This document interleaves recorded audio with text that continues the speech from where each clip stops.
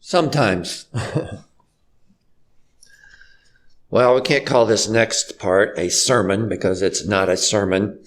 It's more of a history lesson, and I wish I would have had a chance to record more of my father's stories. But I didn't for whatever reason. So over the next few minutes, let me share a few memories of my father, Richard Mason. His life was dominated by hard work and very few luxuries. His greatest reward was spending time with his kids and his grandchildren. He was born back in 1915. World War II was ongoing. World War I. I advanced too fast in the history. But he was the second oldest of four sons. And at the time, his parents farmed 40 acres of land in rural Frankton, Indiana. They had about 8 to 10 dairy cattle, a few pigs, and some chickens. They didn't own an automobile or a tractor.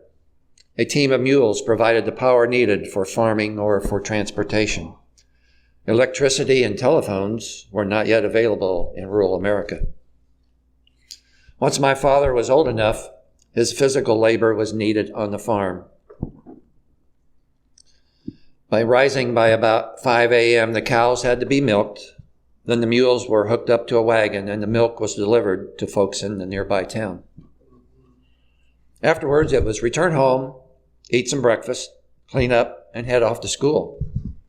After school, there were more farm chores, milk the cows again, eat supper, do homework, and hit the sack. Over and over.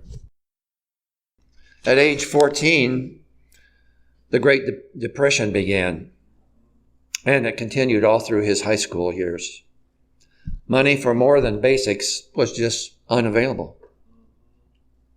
My father told me that one year for Christmas, he and his 3 brothers received only one gift. Each of them received one Florida orange. The Great Depression was still ongoing as he graduated from high school, but somehow his parents scraped up enough money to buy him a new suit. He was so proud of that.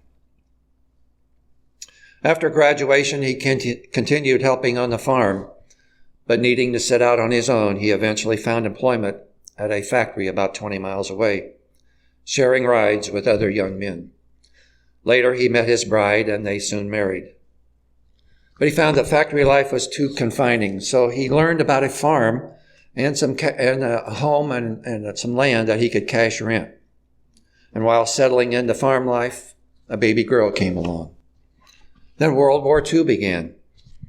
3 years later, a baby boy arrived, and 5 years later, another baby boy arrived. Me. Farming was a 7-day-a-week job, and cash renting was not all that financially rewarding. In 1950, my dad learned about a job delivering bakery goods door to door in the big city of Indianapolis. The company was growing, and there was a guaranteed base paycheck, and you only had to work 6 days a week. So it was off to the big city.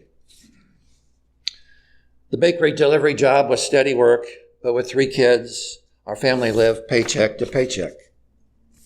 My mom eventually began working at a nearby flower nursery once I began school, and soon many other stay-at-home moms entered the workforce, and door-to-door bakery business gradually declined. My dad's employer went out of business. Dad found a couple of temporary jobs before buying a bakery route, a territory where he delivered specialty bakery items directly to grocery stores in that given territory. All he needed was a delivery van and a strong work ethic. The job required him to load his van with fresh bakery goods between 6 and 8 p.m. each evening, and then make the deliveries between 8 a.m. and 4 p.m. the next day, rain or shine, in sickness or in good health. That's the kind of role model I had. But somehow he still made time to take me to evening music lessons, to attend Little League games and Cub Scout meetings when he wasn't working. Most of our family entertainment was watching TV or visiting our grandparents, my aunts and uncles on Sundays. Vacations meant finding time to repaint the house, or maybe just relaxing at home. As demanding as work was, we were a happy family, and family was the number one priority for my dad and mom. Once my siblings and I were all married and on our own, my parents' home was still the place for Sunday dinners and birthday celebrations. But life and careers eventually separated us by distance. My siblings had children, and Jen wanted to be a mom, and I wanted to be a dad. And it turned out that adoption was our best opportunity for children. In 1982, we were notified that a 4-year-old little boy named Billy Joe was in need of his forever home. We visited him a couple of times at his foster family's home and immediately said yes to Billy Joe. On the day we were to pick him up, Jen and I feared that Billy Joe would be frightened to leave his foster home where he was comfortable and loved. But to our surprise, Billy Joe had his suitcase and a few toys packed, and he walked to our car without a tear. Billy Joe and I quickly bonded. We hiked in the woods. I began teaching him to ride a bike and playing sports. And over the next few months, we continued to introduce Billy Joe to all of our friends and family. One day, as we were introducing him to a friend, we said, "This is our son, Billy Joe." But he stopped me mid-sentence. "No," he said, "I want my name to be Billy Steve."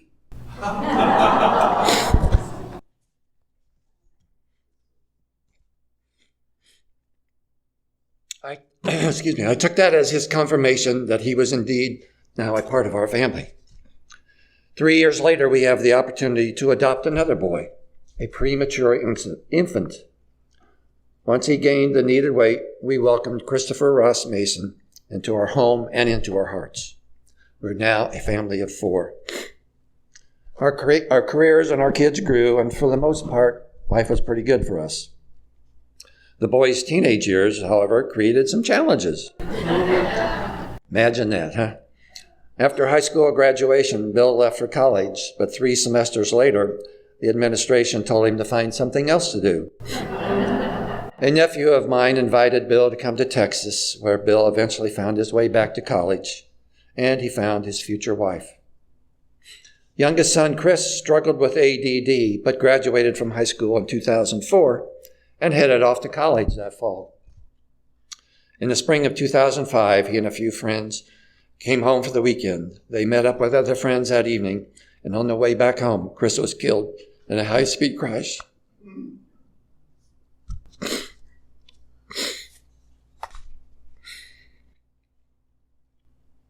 Needless to say, the last day of his life was the worst day of Bill's life, Jen's life, and my life.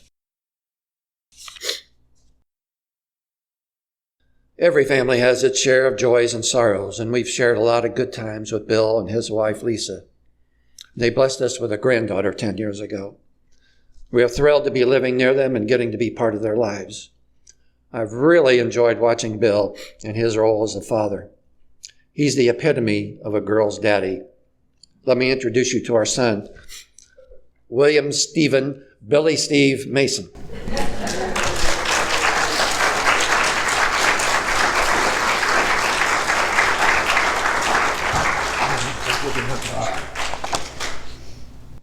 Well, I didn't know he was going to talk about all of that before I have to get up here.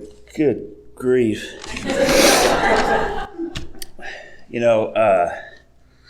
I'm normally used to talking in boardrooms in front of CFOs and controllers, and so this is a little out of my box, but we'll try my best. So I figured I'd start out with a dad joke.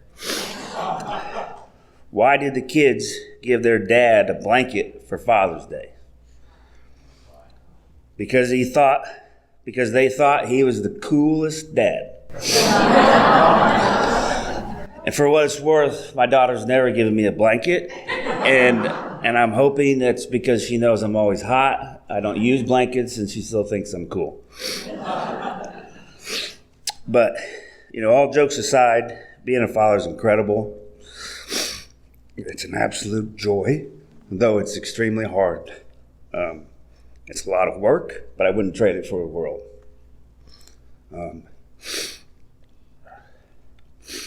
there's a lot of people in my circle that say I'm a pretty good dad. What I would say to that is I better, gosh darn, be a pretty good dad, because I have an amazing dad. So I thought I'd share. I've got so many memories with my dad. And one of them is every year before school started, he'd take a day off from work, and we'd go play 9 holes in the morning. Then we would go eat at Long John Silver's. Now, granted, we lived in a small town, so that was good seafood, okay? And then we'd go see a movie, and in that period of time, it seemed almost every year there was a new Police Academy movie that came out. So we watched all of them, and then he'd take me shopping, and we would he'd buy a couple outfits for me for school. So that's one of the traditions that I've tried to continue with my daughter. It's a little different. She still, I can't convince her to dust off her golf clubs, but we still have fun. The next thing I remember is, as he alluded to, yes, I had a curvy route when it came to college. I took 4 years off after that 3-year semester he mentioned. But no matter where I was at college, no matter where I was living in Texas, periodically I would just get a random letter from my dad, a handwritten letter. And it meant a lot. Those letters not only brightened my day, they brightened my week. So, and the last thing I'll tell you about my dad is, so because of the golf, I'm a big golfer. He was a big golfer. And every year he would go on this golf trip, this amazing golf trip with 10, 12, 15, however many of his best buds. And they'd go to Arizona or wherever they'd go. I always thought that was so cool. And what I really thought about was, I sure hope I could do that with my buddies someday. So fast forward to, I don't know if I'm in my early 30s or mid 30s, and I get the call. I get the invite. He invited me to come to a golf trip with his buddies. And I have to assume that he had to at least ask a couple of his friends, who were all dads, for permission. And it was an absolute ball. So I really appreciate all of that. So what my dad had asked me to do is come up here and just kind of talk about some things I think being a good dad involves, some of the characteristics, adjectives, and so forth. So the first one I came up with was just being present. I remember when my wife and I got pregnant, I immediately made the decision I was going to be a very hands-on dad. So when we got home from the hospital, I wasn't going to be a part of the breastfeeding. So I took every diaper change. I tried to do every diaper change I could. And that was just my opportunity to just connect with her when she was a baby. It was a little smelly, but we'd get some giggles on the changing table, and I'm happy that I did that. And then, everybody's work schedules are different. So, I just think if you can help out with drop off and pick up at daycare, school, soccer, whatever it is, just being present with your daughter or your son, I think is very important. Obviously, loving, as the gentleman earlier mentioned, it's, kissing and hugging and encouraging them, as many times as you can. Caring for them, and being adaptive. I didn't know what being a girl dad was going to entail, but it turns out it's an awful lot of Barbie dolls, tea parties, lots of girly stuff, and it's great. I love doing it, it's amazing. I remember when COVID hit, so my daughter had been 7, and no disrespect to the teachers, classes in the beginning were essentially 1-hour social parties online, and then you're stuck with your child, so we're trying to figure things out. And so, years back, I converted my garage so it has air conditioning and so forth. And so that's where I've got my laptop, and that's where I work. And so in the beginning, my daughter likes to paint, so she's painting, and she ran out of canvases. We couldn't go to Michael's, we couldn't go to Hobby Lobby or anywhere like that. So I thought, okay, I'm gonna drive to Home Depot. I bought a big sheet of 1/8 plywood and ripped it up into canvas size pieces. And boy, she turned those out.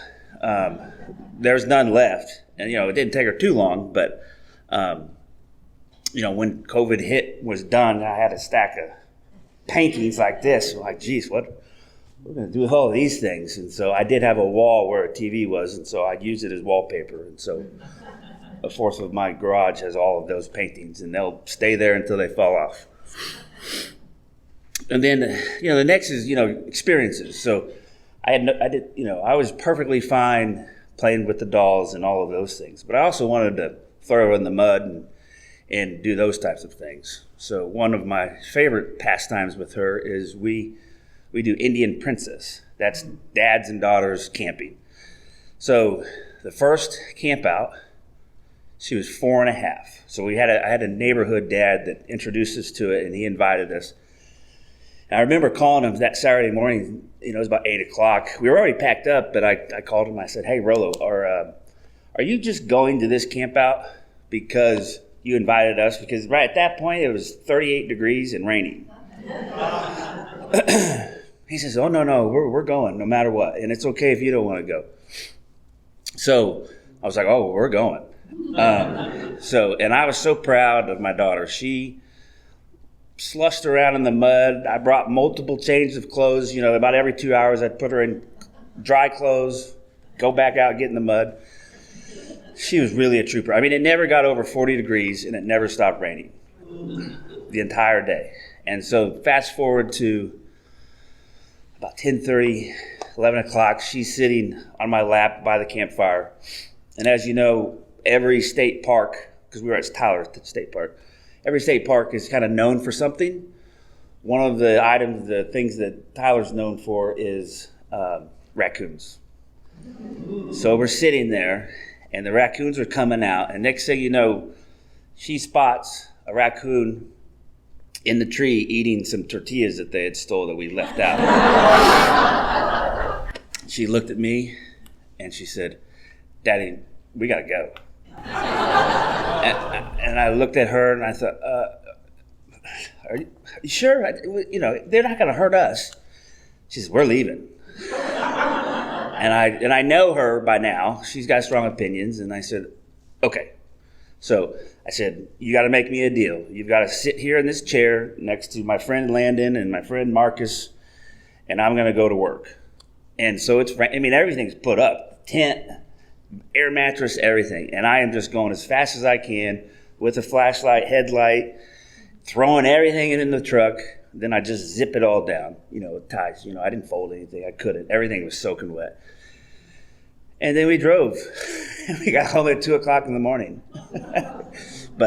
And it was funny is I was so concerned that would really damper our future camping.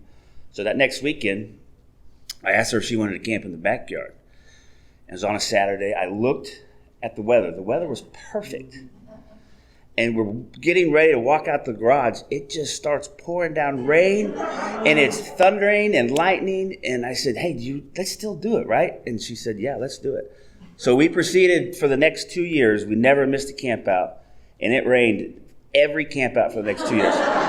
There was one we were driving to Pilot Point, and it was raining sideways. I mean, I can't believe we're doing this. But we've always just had so much fun doing it. It's just very special times. So, we also share gardening. She'll pick potatoes with me. I just try to get her dirty and then clean her up. And then the last thing is I just say is being silly and goofy. I like to chase her around, give her raspberries on her belly button. She giggles and laughs. And, my dad used the claw I use the raspberries. So, to each his own. But we do water balloons. We paint each other's faces with washable markers. We sticker each other up, and it's just about being together and having fun.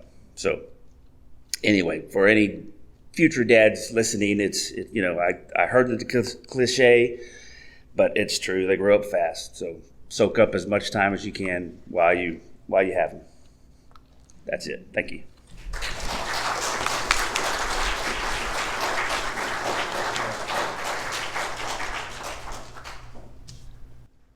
Yeah, I've seen his daughter, our granddaughter, paint his fingernails pink, and he's a great dad. But we would be remiss if we didn't get a young lady's perspective on having a father. So Robin Coulonge is going to share a little bit about her father, Bill Daffinee. Robin? Yes, I was going to say my name is Robin Daffinee Coulonge, in case you didn't know. That's my dad. And I'm not a dad, so yeah. Let's applaud him already. And I'm not a dad, so I won't talk as long. My parents thought I was going to be a boy, and they didn't really know how to raise a girl because they kind of grew up around boys, but they did their best. My dad took me to basketball games. He helped coach sometimes, took me to track meets and soccer meets and field hockey games.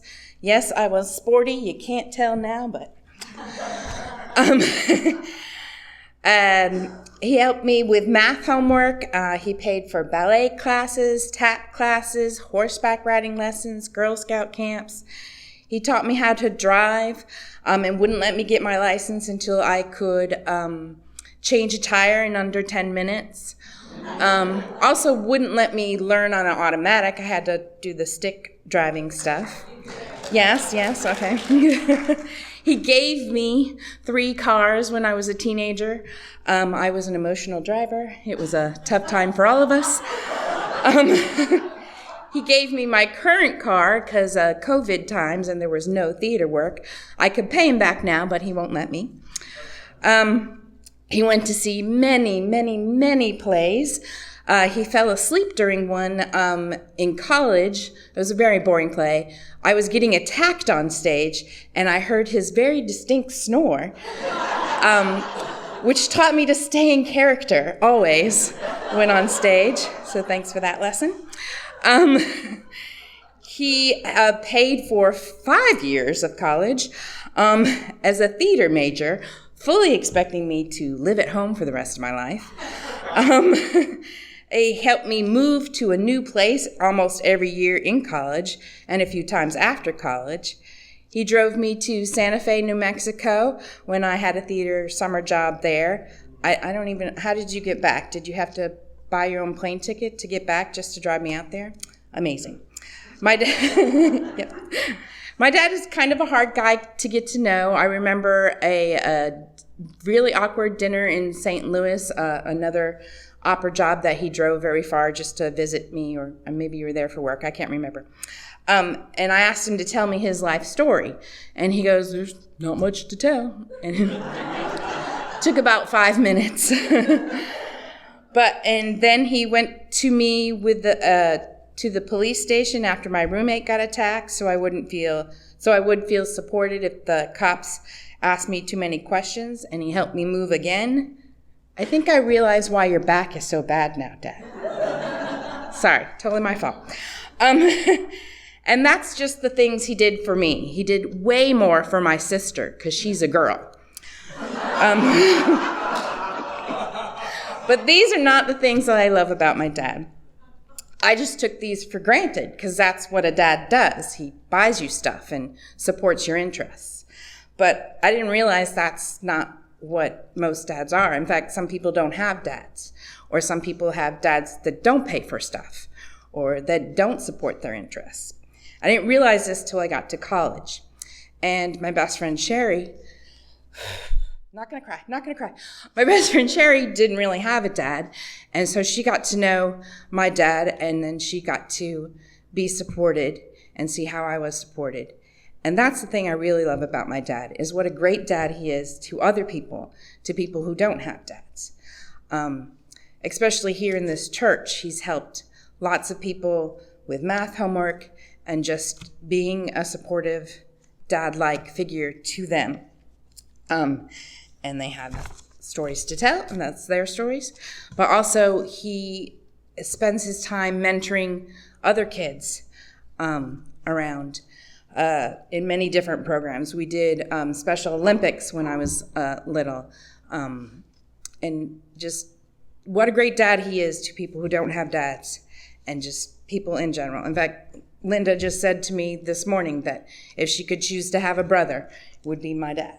So, and he did all this with no complaining, full smile, hugs to everyone. Even though he had a full-time job, traveled a lot, he gives of his time and money to others. Not gonna cry. And that's why I love my dad. And I'm so very lucky that you are my dad, and I don't tell you enough, but you're very special. And I'm really lucky and grateful that you are my dad. And also, this is your Father's Day gift, because I was also taught to save money.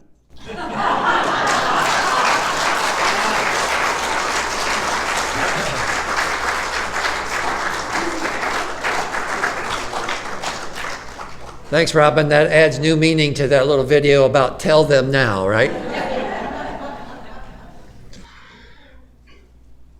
As I was searching the internet for a little bit more Father's Day material, I found a site that had quite a few quotes about fathers. So let me share a few of the more interesting ones I found. Kind of echoes what Bill said. It's the most profound gift and the most daunting challenge. If there is any immortality to be had among us human beings, it is certainly only in the love that we leave behind. Fathers like mine don't ever die. My father didn't do anything unusual. He only did what dads are supposed to do. Be there. I like this one. A father carries pictures where his money used to be. Now it's credit cards but it's not flesh and blood, but the heart which makes us fathers and sons. Any man can be a father, but it takes a special someone to be a dad.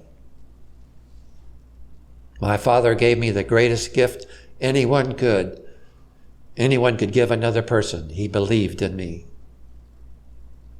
A father is neither an anchor to hold us back nor a sail to take us there, but a guiding light whose love shows us the way. I think that's my favorite.